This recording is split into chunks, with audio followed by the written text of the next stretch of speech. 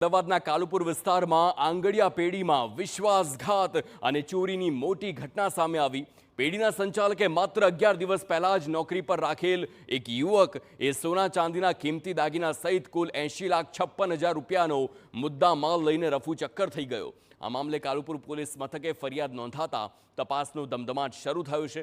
6 તારીખના રોજ અલગ અલગ વેપારીઓએ સોનાના અને ચાંદીના દાગીના તેમજ ચાંદીની પાટો ડિલિવરી માટે આંગડિયા પેઢીમાં મોકલ્યા હતા, જેમાં ભુજ સ્થિત કચ્છી જ્વેલર્સના માલિકે પણ મોટી કિંમતની આ ચાંદીની પાટો મંગાવી હતી। આ સામાન ભુજ પહોંચાડવાની જવાબદારી આંગડિયા પેઢી કર્મચારી જીગરસિંહને સોંપવામાં આવી હતી।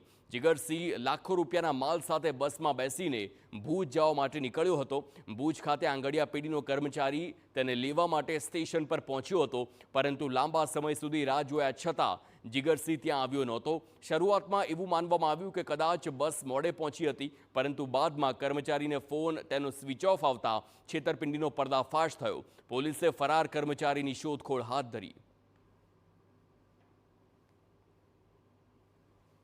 જીગર જે વિહોલ છે એને ત્યાં ભુજ ખાતે આ દાગીનાનું પાર્સલનું ત્યાં એને ડિલિવરી આપવાની હતી, પરંતુ જીગર નામનો જે આ શખ્સ આરોપી છે એને ત્યાં રસ્તામાં જ ઉતરી જઈ અને ત્યાં સવારે ત્યાં પહોંચેલ નહીં।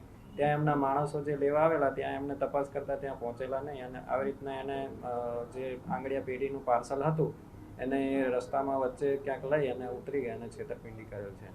બધા જ વેપારીઓના પાર્સલ લઈને એ અમદાવાદથી ભુજ જવા માટે નીકળ્યો, પણ એ ભુજ સમહાવ પહોંચ્યો નથી। અમે એને કોન્ટેક કર્યો, સંપર્ક કર્યો, તેમ છતાં એના ફોન ને નંબર બધું સ્વિચ ઓફ આવતું હતું। એ પછી અમે કાલુપુર પોલીસ સ્ટેશનમાં ફરિયાદ એના ઉપર નોંધાઈ છે।